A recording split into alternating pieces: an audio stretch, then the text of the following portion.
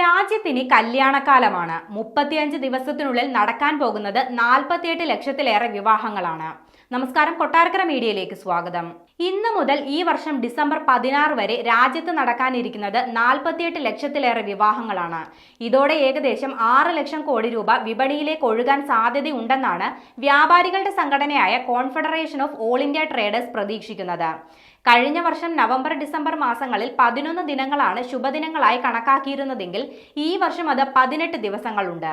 ഇത് വിപണിയിലേക്ക് കൂടുതൽ പണമൊഴുക്കും. ഈ വർഷം ഡിസംബറിന് ശേഷം 2025 ജനുവരി പകുതിയിൽ വിവാഹ സീസൺ പുനരാരംഭിച്ച് മാർച്ച് വരെ നീണ്ടുനിൽക്കും. ടെക്സ്റ്റൈൽസുകൾ, ജ്വല്ലറികൾ, വീട്ടുപകരണങ്ങൾ, ഹോട്ടലുകൾ, ഹാളുകൾ, ഇവന്റ് മാനേജ്മെന്റ്, ഫോട്ടോഗ്രാഫി, വീഡിയോഗ്രാഫി എന്നിങ്ങനെ നിരവധി മേഖലകൾക്ക് വിവാഹ സീസൺ പുത്തൻ ഉണർവ് നൽകുമെന്നാണ് CAITU പറയുന്നത്. 3 ലക്ഷം രൂപ മുതൽ 1 കോടിയോ അതിൽ കൂടുതലോ വിവാഹത്തിനായി ചിലവഴിക്കുന്നവരുണ്ട്. 3 ലക്ഷം രൂപ ചിലവഴിച്ച് നടത്തുന്നത് ഏകദേശം 10 ലക്ഷത്തിലേറെ വിവാഹങ്ങളാണെങ്കിൽ 50 ലക്ഷം രൂപ ചിലവിട്ട് നടക്കാനിരിക്കുന്നത് 50,000-ലേറെ കല്യാണങ്ങളാണ്.